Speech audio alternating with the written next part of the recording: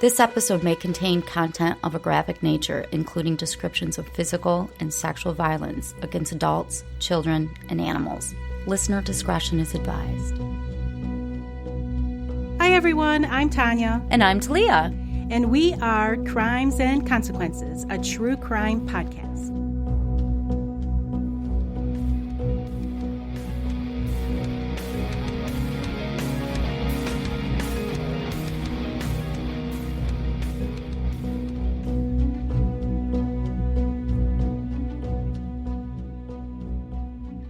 Talia. Hey, Tanya. How you doing today? I'm great. Thanks for asking. You're welcome. How are you? I am doing pretty good. I hope all of our listeners are doing splendid. Yes, welcome back, everyone. Welcome back to another amazing episode of Crimes and Consequences. Wow, you did that really good. Thank you. You're welcome. This story is wild, not like any other story I've told you before. Can't wait. Let's so you start. Ready? Yeah. Let's do it. Do it. In the fall of 1986, 15-year-old Warren was walking to school in Brevard County, Florida. Warren was a sophomore in high school, but was small for his age. He was only 4'10" and weighed just a little 85 pounds. He was a sophomore? Mm-hmm. He's tiny. And he's 4'10"? Mm-hmm. Oh. Maybe he hasn't hit his growth spurt yet. Clearly. I hope not. I hope not. During this fall morning, Warren walked by a truck in the parking lot of a bank near his school. The driver of the truck was a man named Mark Schwab, and he told Warren he was having some trouble starting his truck and asked if Warren could help him. Warren said sure, but noticed that the truck started really easily, despite the apparent problems Mark was having with it. Mark asked Warren where he was headed, and when he told Mark he was on his way to school, Mark said, "Well, I'll drop you off for the trouble of delaying his walk." Warren hopped in, and as soon as Mark drove the truck out of the parking lot, he grabbed Warren's hair, pulled Warren's head into his lap, and put a knife against his throat. Mark drove the truck down some winding dirt roads and eventually parked it so that a tree blocked the passenger door so Warren couldn't get out. With Warren trapped inside the truck, Mark ordered him to remove his shorts. He then began to masturbate Warren. Oh, I know. After a few minutes, he ordered Warren to masturbate himself, and he performed oral sex on Warren. Gross. I know. Sick bastard. I know, right? This poor child just wants to go to school. Mark's assault on Warren lasted about 30 to 45 minutes. After he was done, Mark drove Warren to the high school and threatened to kill him if he ever told anybody what happened. 2 days later, as Warren was again walking to school, Mark pulled up alongside him, gave him a $20 bill, and thanked him for not telling anyone. The hell? Mark didn't see Warren after that and didn't come forward about the crime that happened to him until 5 years later. The following summer, after Warren was assaulted, Mark, the driver of the truck, made a phone call to a 13-year-old boy's home whose name is Tahan. He told Tahan's family that he had adopted a dog that they had given up to a local pet shelter and that he needed some advice on how to care for the dog. Using that ruse, over the next few weeks, Mark visited Tahan's home in Brevard County several times, ingratiating himself to the family. About 3 weeks after first meeting Tahan, Mark called him one morning and told him that he had a house painting job in which he could use some help. Mark promised to give Tahan half of the $400 that he expected to be paid for this job. Tahan agreed, and a little while later, Mark picked him up. Instead of driving Tahan to the painting job, though, Mark took him back to his house. Immediately after the two walked inside Mark's house, Mark stuck a knife to Tahan's throat. Mark then forced him to take off his clothes, bound his hands behind his back with a cord, and blindfolded him. Mark touched Tahan's penis and orally molested him. Oh, God. Right. Mark then forced the 13-year-old boy to lie on his stomach on a couch, and that's when he anally raped him. This makes me really upset. Just makes you hate Mark. Yeah, I do hate him. He's disgusting. Does he look disgusting? Actually, no. Unfortunately. Oh, that's disappointing. He's kind of normal looking, right? Okay. Just like a normal guy. The entire ordeal lasted several hours, all morning and into the afternoon. Tahan blacked out during part of it. After Mark was finished, he untied Tahan, allowed him to get dressed, and drove him home. Mark told Tahan not to tell anyone, and he promised that he would put the $200 in Tahan's mailbox. Wasn't that so kind of him? I know. I'll still give you the money. He said, I'll give it to you tomorrow, as long as you stay quiet. Tahan had a small cut on his throat from the knife, and he had bruises on his arms from being tied up. He ended up going to the police and reporting what had happened to him. Mark was arrested and charged with sexual battery of a child. He confessed and pled guilty to the sexual battery charge, which had a possible 40-year sentence. At Mark's sentencing, he was sentenced to only 8 years in prison. Unfortunately and tragically, though, he didn't serve his full sentence or even half of it. That's insane. Right? This is insane. In early March of 91, Mark was released from prison in Florida. His early release wasn't because he had received any type of treatment or anything like for his sexual urges. You know, rehab how you can get, or anything. Yeah, you know how you can get counseling and therapy. everything. Because he didn't get any therapy. Although he had been tentatively accepted into a sex offender program for inmates, but before Mark could complete the screening process, that program was ended because of budget cuts. Really? Right. That's not important in the budget? Cuts? Honestly. I'll pay a little more in my taxes for that. For real. Still, even without treatment, though, Mark was released from prison and he was put on probation only 3 years after he was given that 8-year sentence. He was required to participate in a sexual offender therapy program as a condition of his probation. But in less than a month after his release and during the time he was participating in the program, Mark found another victim. Junny Rios-Martinez was an 11-year-old boy who was 5 foot tall and weighed 76 pounds. He had won a kite-flying contest, which led to his picture being published in the March 21st, 1991 edition of Florida Today, which was a local newspaper in Brevard County, Florida. That's lovely. Right? Because kids often get really excited to see their pictures in the newspaper, and Junny wasn't any different. He was really excited to see his photo in the newspaper. The day after Junny's photograph ran in the paper, his mother received a phone call from a man identifying himself as Malcolm Denmark, saying that he was from the newspaper. The man told Mrs. Rios-Martinez that he had seen Junny's picture in the paper and wanted to interview Junny for another article. He called back later that day when Junny was at home and his mom allowed him to speak to Mr. Denmark. Junny agreed to be interviewed and his mother and the man arranged for it to take place at the Rios-Martinez home before Junny's baseball game the following day. Apparently kite flying is a big deal in right? Florida. I know, right? Enough to write 2 articles about it. I know. The next day, which was Saturday, March 23rd, Mark Schwab from our story went to Junny's home for the interview and introduced himself as Mark Dean. Where's Malcolm? Well, Mark explained that Mr. Denmark, his associate from Florida Today, couldn't make the interview because of a conflict, but that Mark was prepared to conduct the interview for him. Mark carried a spiral notebook with him, with handwriting on several pages, which he said were questions that Mr. Denmark had prepared for the interview. During the interview, Mark sat on a couch in the living room. Junny sat across from him in a rocking chair, and Mrs. Rios-Martinez was there. She sat on a couch just a few feet away. Mark asked Junny about the things he liked to do, his favorite subjects in school, his grades, whether there were any drugs in school or peer pressure, and about cars. Junny showed Mark his baseball and surfing trophies, and Mark told Mrs. Rios-Martinez, "You must be very proud of him." He gave Junny a gift certificate to McDonald's, on which was written, "To Junny from Florida Today." The newspaper. The newspaper. After the interview was over, Mark told Mrs. Rios-Martinez that he would like to interview Junny again for another potential national story, and that Junny should attend a photo shoot for the story at Florida Today's offices the next Monday. This is just snowballing, right? People need a good story. I guess, a feel-good story. Mrs. Rios-Martinez agreed and told Mark that he could also take photos of Junny playing drums at a club where his father worked on Sundays.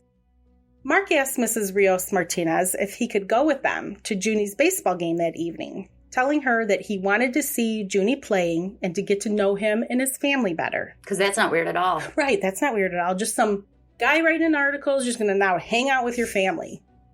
Mrs. Rios-Martinez said sure, and Mark spent a half an hour at Junny's baseball game that night. Mark didn't show up to the club to take photos of Junny the next Sunday where he was playing the drums with his dad at the club. Mark called Mrs. Rios-Martinez that night and told her his deadline on the story had been extended and the photo shoot for the next day was canceled. The next day, Monday, he called again. This time, he told Mrs. Rios-Martinez that he would no longer be involved in the article for Florida Today because he'd taken a new job with a surfing magazine. 2 days later, Mrs. Rios-Martinez and her husband received a letter from Mark. In it, he told them that their family was a special one, unlike any he had ever met. and that he could tell all of the family members, Junny had 2 siblings, he could tell that they all loved each other very much. The following Sunday, which was Easter, Mark personally delivered an Easter card to the Rios-Martinez family. Mrs. Rios-Martinez was home alone. She and Mark discussed the letter he had sent to her and her husband. She doesn't think this is weird at all? Apparently not. She told him, quote, it had affected her deeply, emotionally, and that she was very affected and very moved by what he had written about her family, end quote. They also discussed a new job Mark claimed to have. He told Mrs. Rios-Martinez that he had gained a lot of contacts with surfing companies and that he would like to help Junny get sponsored by one of them. Now, mind you, he's never seen Junny surf, but he does know Junny has received surfing trophies, so he must be good. He asked her to write up a resume for Junny and to get together some photos of him so he could talk to his contacts. And she did do this for him. 3 days later, Mark told Mrs. Rios-Martinez that a surfing company was interested in sponsoring Junny. Later in the week, she put together more photos of Junny, and Mark came by the house and picked those up. He then told her that he wanted to take Junny to Daytona Beach to meet people from the surfing company over the weekend. That didn't happen, though, because the family wasn't able to make the necessary arrangements for it. But Mark was still determined. The following week, he dropped by the Rios-Martinez household and told them that a surfing company, which he named, had agreed to sponsor Junny. He brought Junny a t-shirt with the company's logo. Oh, he's going all out. Oh, he is. He told Junny that he could have whatever surfboard he wanted and that he could even design the surfboard himself. Mark said the company would also provide Junny with surf clothing. He's laying it on thick. Sounds legit. It does. Over the next several days, Mark visited the family several times. He worked with Junny on designing his surfboard and clothes. He told Mrs. Rios-Martinez that he had met with the president of the surfing company, and he hand-delivered to Mrs. Rios-Martinez forged documents purporting to be the sponsorship letter and contracts. Mark provided the family with a list of the surfing tournaments that he claimed Junny would participate in. Are surfing tournaments for 11-year-olds a big deal? I didn't know that, but maybe. I guess. Maybe if you're really good. I don't know. I have no idea sitting here in Michigan, not near any ocean. Yeah, I've never surfed in my life. Me either. It's better that way. It really is. No one wants to see our asses on a surfboard. No, you don't. During one of his visits with them, Mark again asked Junny's parents if he could take Junny to Daytona Beach to meet with the surfing company.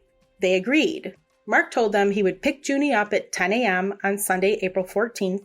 That morning, however, he called and canceled the trip. Mr. and Mrs. Rios-Martinez did not hear from him again, but Junny did. 4 days later, on April 18th, that began like any other school day for Junny. At about 7 a.m., he left his house for his 6th grade class at his middle school in Brevard County. He was really focused that day on the baseball game he was going to play that night.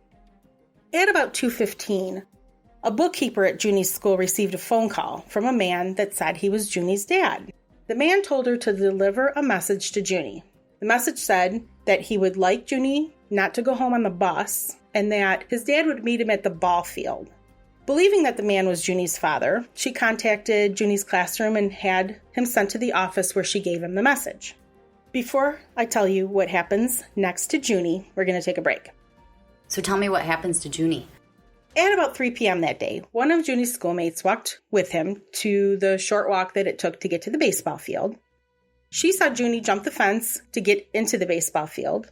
Another of Junny's friends later saw him, and there was some tall guy with him. They were getting out of a U-Haul truck. A short while later, the friend went back to the park, but the truck, the man, and Junny were gone. A U-Haul truck? A U-Haul truck. Junny's baseball game started at 6:30 that evening. Mrs. Rios-Martinez went there right after work, arriving shortly after 7. Junny wasn't there. Her husband, who was also at the park, hadn't seen Junny. Mrs. Rios-Martinez immediately left for home, but Junny wasn't there either. She called Mark at the number he'd given her, but she wasn't able to reach him. Why'd she think Mark was going to be there? I don't know. Or maybe she called him because she thought maybe he saw Junny. Later that evening, she and her husband reported Junny missing. Early the next morning, April 19th, Mark learned from his mother that a policeman had been to the apartment he shared with her and wanted to question him about a missing child. So he lives with his mama? Yes, he lives with his mom. Of course he does. About 45 minutes later, Mark wasn't home, so he called his mom and told her that he was going to see his probation officer. But he didn't do that. Instead, in the late afternoon of the next day, April 20th, he called his aunt, Mrs. Kinsey, in Port Washington, Ohio, which is about 1,000 miles from Cocoa, Florida, which is where Junny lives. Mark told his aunt that a man named Donald had forced him at gunpoint to kidnap a boy named Junny. Oh, okay. Okay. Mark said that Donald had threatened to kill his mother if he didn't kidnap Junny. Because the guy can't kidnap a kid himself. He's got to force somebody to kidnap a kid for him. For him. And Mark's just so good at it. Like, why did he pick Mark? I know. Mark also told his aunt that Donald had forced him to have sexual relations with the young boy. Okay. The day after that, April 21st, Mrs. Kinsey was visited by police officers who were looking for Mark in connection with Junny's disappearance. While they were at her home, Mark called. He called back later that day, and the officers were able to trace the call to a nearby town, so Mark went to Ohio, and that's where they arrested him, while he was at a payphone still talking with his aunt. So they were able to trace it. The night he was arrested, Mark voluntarily gave a recorded statement to police. His story, as recounted in that statement, is as follows. I'm sure there's a whole bunch of bullshit you're getting ready to tell me. A whole bunch of bullshit. A man he identified as Donald confronted him outside of a bar about 2 a.m. on the Sunday before Junny disappeared, which was April 14th. And he threatened Mark and said, "I'm going to get you sent back to jail." On Monday, April 15th, Mark received a call from Donald saying he was going to frame him for sexually assaulting a boy unless Mark bought a motorcycle for another man. Because of these two threats, Mark rented a U-Haul. He said he did it to make him look less conspicuous, and he checked himself into a motel in Cocoa Beach. Why does a U-Haul make him less conspicuous? You think he would stick out like a sore thumb with a U-Haul. Yes, he would. It is a lot more conspicuous than a motorcycle or a vehicle, right? According to Mark's story, on Thursday, April 18th, Donald found him at a restaurant near the motel and forced him into his car at gunpoint. Donald drove him to a field and threatened to kill his mother if Mark didn't do everything he was told. Donald then drove the two of them to a payphone that Donald used to call Junny's school, pretending to be Mr. Rios-Martinez and leaving the message that Junny should go straight to the baseball field after school. After making that call, Donald took Mark back to the U-Haul truck and warned Mark that he had better return to his motel room with, quote, some kid, end quote, or else his mother was going to be dead. This is so fucking stupid. I know. I know. This is just dumb. Mark immediately went in his U-Haul truck and picked up Junny at the baseball field. What? And of all the kids he decides to pick, he picks the one that he apparently adores and loves the family. And he just happened to know a kid, right? That, quote, Donald wanted. Mark claimed that shortly after he returned to his motel room with Junny, Donald entered the room, locked the door behind him, took his gun out, and told Mark, quote, "Now I got you, you son of a bitch," unquote. Just dumb. This is just... How could he even tell the cops this with a straight face? And they're going to be like, oh, yeah? How's the cops? They'll just reach over and bitch slap him right now. Come on. Stop the bullshit, man. Donald used duct tape to bind Junny's hands behind his back and a knife to cut Junny's clothes off of him. Poor Junny. I know. Donald told Mark that he was going to have to do something to this kid sexually. When Junny started to cry, Donald struck him a couple times and then taped his mouth shut. Donald then put his gun to the back of Mark's head and forced him to have anal sex with Junny. This is very sad because I'm assuming everything he's saying Donald did. He did. He did. Yes. To Junny, who trusted him. Mm-hmm. Can you imagine the betrayal this poor child felt? God. Mark also told the officers that Donald forced him to leave the motel and told him not to come back for several hours. When Mark returned to the hotel room sooner than he should have, Donald ordered him to pick up and handle a black footlocker that was in the room. Donald again forced Mark to leave. After 5 or 6 hours, Mark came back to the motel room, but Donald and Junny were no longer there. Mark told the police he didn't know where Junny was. The officers extradited him back to Florida. While they were traveling from the airport to the police station when they landed in Florida, he told one of the officers that he wanted to look for Junny's body. For several hours during that afternoon and into the night, Mark directed the officers that were accompanying him. I thought he didn't know where Junny's body is. He's just going to look in random spots. Look around. Yes, we're just going to look around. He's going to help. He took him to a bunch of places around Broward County. At about 10 p.m., Mark led the officers to a largely undeveloped part of the county. Once there, Mark walked down an unpaved road, stopped, began pacing around the road, and then pointed into the woods. The search team walked into the woods in the direction that Mark pointed. Not far from the road, they saw a small footlocker tied nearly shut with a rope and covered with palm fronds and debris, which obviously had been placed there to hide it. The lid of the footlocker was slightly open, and a white cloth was visible inside. Even from 10 feet away, though, the team could tell from the smell that a human body was inside. It had been just 5 days since Junny was last seen. The officers took the footlocker to the medical examiner's office, where it was carefully opened. When the ropes tied around the footlocker were cut and the lid opened, there was a blanket that had several stains on it. Under the blanket was a small boy's naked body in a semi-fetal position. His face wasn't recognizable because of the decomposition, but through fingerprints, the body was later identified as that of Junny Rios-Martinez. Also found inside the footlocker were a pair of shoes, socks, underwear, shorts, a shirt, a watch, a yellow medal, a gold chain, 2 towels, some pieces of wadded up duct tape, and a manila folder. Mrs. Rios-Martinez identified the clothing and jewelry as items that belonged to Junny. Some of the clothing was clothing she had bought for him the prior Easter, and the gold chain was a family heirloom his father had passed on to Junny. An autopsy determined that Junny had died from mechanical asphyxiation, probably smothering or strangulation. In spite of the decomposition, signs of possible bruising around... I already know what you're going to say. Yes, that was detected. Don't even need to say it. We all know. Yes. One of the pieces of tape that had been wadded up in the footlocker had Mark Schwab's fingerprint on it. A search of Mark's car led to the discovery of a receipt from Kmart. The receipt, dated April 18th, the day Junny was abducted, showed the purchase of a footlocker. After Junny's body was found, Mark gave another statement to officers. In it, he retold his story about a man named Donald. Okay, stop now, for real. I know. How can he even do that? He pointed out where the body was. Thank you. He said, though, this time he added that after he had raped Junny, Donald had forced him and Junny, who was still alive, to get into the U-Haul that Mark had rented. Donald drove them around various locations near Cocoa, while discussing where he could dump Junny's body so that Mark would be blamed for his death. So he's explaining now, all the places he took the police. One of the locations was near where Junny's body was found. Donald then returned Mark to the motel and told him to get lost and not come back for several hours. When he returned the next morning, Mark saw Donald carrying the black footlocker, which Donald handed to him. He then ordered Mark to leave. According to Mark's supplemental story, after he returned... So what you're saying is a third version. I know. After he returned to the motel, a few hours later, Donald forced him into his car and drove him out where the footlocker was. He ordered Mark to walk into the woods, where he spotted the footlocker. Donald then returned Mark to the motel and threatened him for the last time. The next day, Mark said, that is when he drove to Ohio to see his aunt. Obviously, Mark is arrested for this crime. During his trial, the trial judge, after hearing the evidence, because it was a bench trial, it was not a jury trial. Because he'd have been fried with a jury trial.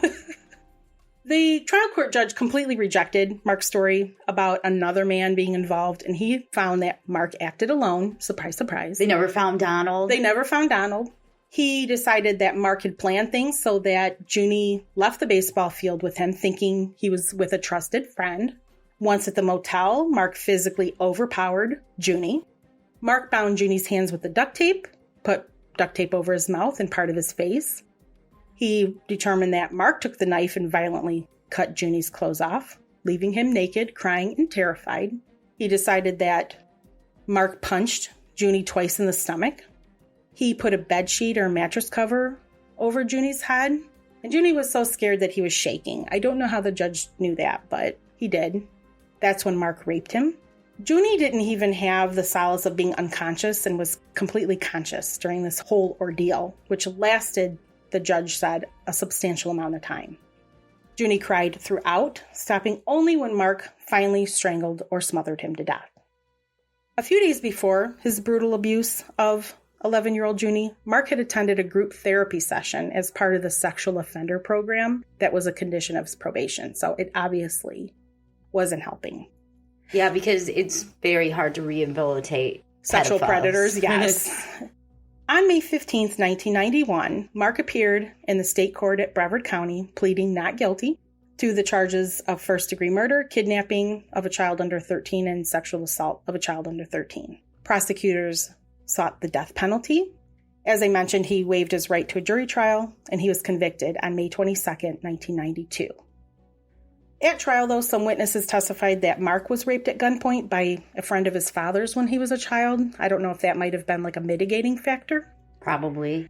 On July 1st, 1992, Mark was sentenced to death for the murder and given 2 life sentences for the kidnapping and sexual battery of Junny. In addition, his probation was revoked on the previous rape conviction. Oh, okay. And he was resentenced to an additional life sentence, probably for breaking that probation, right? Giving him a total of 3 life sentences. And death. And death. The case led to the passage of the Junny Rios-Martinez Jr. Act of 1992, which prohibited those convicted of sexual battery from receiving early release in the state of Florida. Mark's execution date was set for July 1st, 2008. On that day, when he was led to the death chamber, the curtains were open to reveal his witnesses. And Mark was laying on the table because the death penalty in Florida is lethal injection. Old Sparky retired. Yes, Old Sparky retired. Within 2 minutes of the first chemical being administered to him, Mark closed his eyes and his mouth opened slightly. The warden shook him, called his name, and ran his hands over Mark's eyelashes at 6:07, but there was no answer. Mark's execution was the first to test Florida's new lethal injection procedure, which was put in place when the execution of Angel Diaz was botched in December of 2006. Angel was set to die by lethal injection, but the needles that were injected into him, they were put into his muscle instead of his veins. Oops. Which caused burns and extreme pain, and his death took over 30 minutes. How did they make that mistake? I have no idea. I mean, I always assumed an executioner was a trained professional. At least get it in the vein. I always thought so too, but apparently no.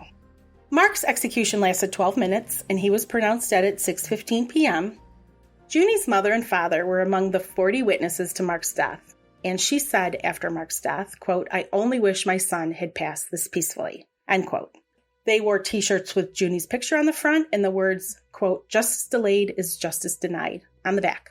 Outside the prison, the boys' other relatives clapped and cheered when they heard Mark had died.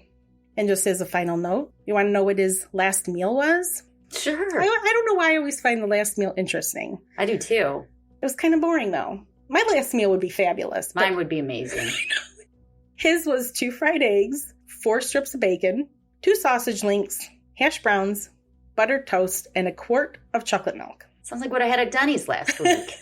What is this? I know. I'm like, really? That's your last meal? Remember you were telling me a couple days ago about the one guy who ordered lobster? Lobster tail and a half a pound of shrimp and some fried clams. Now that's the way to do it. Right? Not number 4 in the breakfast menu at Denny's.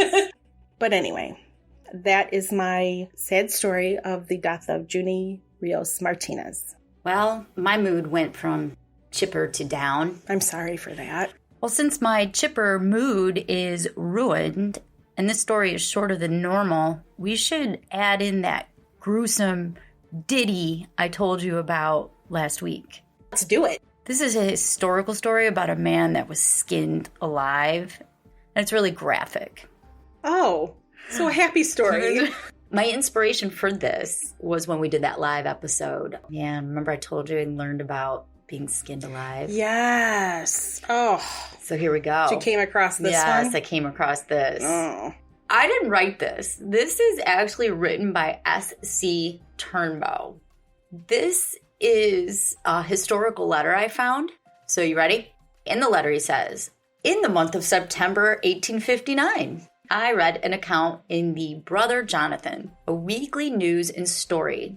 This is a story of a white man being flayed alive by a band of Indians on the western plains in the year 1853. 2 parties of emigrants with the usual train of wagons and horses left North Arkansas for the state of California. When the emigrants organized, I was living in Huntsville in Madison County, where I joined one of the parties known as Captain Boyd's Train. A man of the name of John Mackins, formerly of Marion County, joined the other party. He was a large man, and he bore the name of being quite overbearing and disagreeable. When he left Marion County to join the emigrants, he was living in Flippin' Barrens, I don't know where that is, by some White River. There's 2 trains. They say trains, but they're really just groups of wagons in a row. The 2 trains, after starting, traveled together for a while, but finally they separated, about 10 miles apart. Before reaching the frontiers, Mankins made boasts that he would shoot the first of the Indian race he saw, be it man, woman, or child. The man repeated these threats so frequently that after arriving on the frontiers, the remainder of the party grew alarmed and tried to induce him to not kill any Indians for fear the remainder of the party would be massacred. Yeah, they're like, retribution, right? Yeah, they're like, dude, please don't shoot any Indians. We don't all want to die. Being a long-headed and don't care sort of fella, he paid no attention to their advice. Arriving at an Indian reservation, and while passing on, they reached an encampment where there were only a few women and children at the camp. The warriors were away on a hunt. This gave the man an opportunity to carry out his threats and executed a squaw by shooting her. Jeez, just for no reason. No reason. He said he was gonna. He said he was gonna. The other emigrants deplored the cold-blooded, wicked act of the heartless man. They knew the tribe would avenge the death of the woman. They traveled on with the expectation of being attacked every hour. But they weren't molested until the 4th day after the woman was killed. When an immigrant saw a band of Indians coming in pursuit, they knew they were in trouble. The Indians were all mounted on ponies, and they numbered over 100. Each warrior was in full war paint. Oh, that had to be terrifying. Oh, my dude. I didn't do anything. I didn't do it. We hate him. Yeah. The emigrants were in a camp some 10 miles from the train, so they were actually about 10 miles away. The Indians came with a rush, and without making a halt to parley, surrounded the camp and demanded the murderer, or they would kill and scalp all the members of the train, including the women and children. I'd give him up. Here he is. Here he is. That one right there. Him. Do what you want. Here. He's a pain in the ass anyway. The white men were all well armed and had made preparations for this. They knew, again, that the whole party may be attacked. On the demand of the warriors, the leaders found that they were just too small in number to resist the enraged Indians, even if they wanted to. Mankins had committed such a wicked murder that they had no sympathy for him and handed him over to the Indians at once. Again, here you go. Here you go. The fury of the band rose to a high pitch, and they informed the white men that they were going to inflict one of the most painful tortures known to society. The prisoner knew he was doomed to a terrible fate, and the trembling, wretched man begged and implored the white men to save him from the vengeance of the red men. But his pleading was in vain. He brought it on himself, and he would have to pay the penalty that suited the desires and the thirst of the warriors. Are you ready for this? Oh, no. Yes. No, yes. Yes, yes, yes. The Indians took a stake rope off one of their ponies, about 60 feet long, that was made from rawhide of buffalo, and they bound the man head and foot to one of the hind wheels of the wagon. The Indians did not delay much time in the preliminaries when they examined their knives to see that they had these keen edges, and the awful scene of the flaying of Mankins alive began. They began at the neck, and the man's blood was soon flowing little streams down his nude body, for they had stripped him of all his clothes before they tied him to that wheel. So they had the people watch? Yes. Oy. Like they just couldn't move on? Like, here he is, bye. No. Oh. They slowly but surely took the skin from his entire body, not in small bits or strips, but as a whole.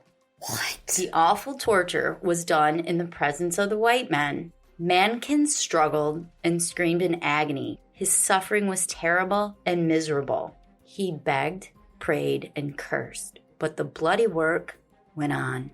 The unbearable torture was continued. The man had cruelly murdered a poor defenseless Indian woman, and the tribe she belonged to were punishing him in the worst torture they could come up with. The exultant Indians finished their horrible and painful work and gave a yell of delight. Their victim was still alive, but was slowly becoming unconscious. They unbound him, and the bleeding, writhing form dropped to the ground where it lay quivering for an hour when death finally put an end to life and further cruelty by the Indians. Not an Indian left until they were satisfied he was dead. They then mounted their ponies with their war whoops and departed, carrying the human hide with them. What? Behind one on the horse. Gross. Soon after the yelling warriors had passed from their view, the emigrants dug a grave at the spot where the dead body of the man lay and gave it a decent burial. They marked the grave as well as the circumstances would allow them. In an hour after the interment of Mankin's lifeless form, the party of white people took its departure from the place where the blood-curdling scene was enacted, leaving the new-made grave for the coyotes to howl over and the buffalo to trample on and the passing Indians to sneer at. Damn. That's the end. Oh my God. Wow. Live for an hour with no fucking skin. Can you imagine? Any little blow of the wind had to be torture. Yeah. It's kind of a strange story, and it was written so lovely. I had to share it. But no, that's interesting, though. He kind of deserved it. Skinned alive? Yeah, well. God, you're so heartless. So anyway.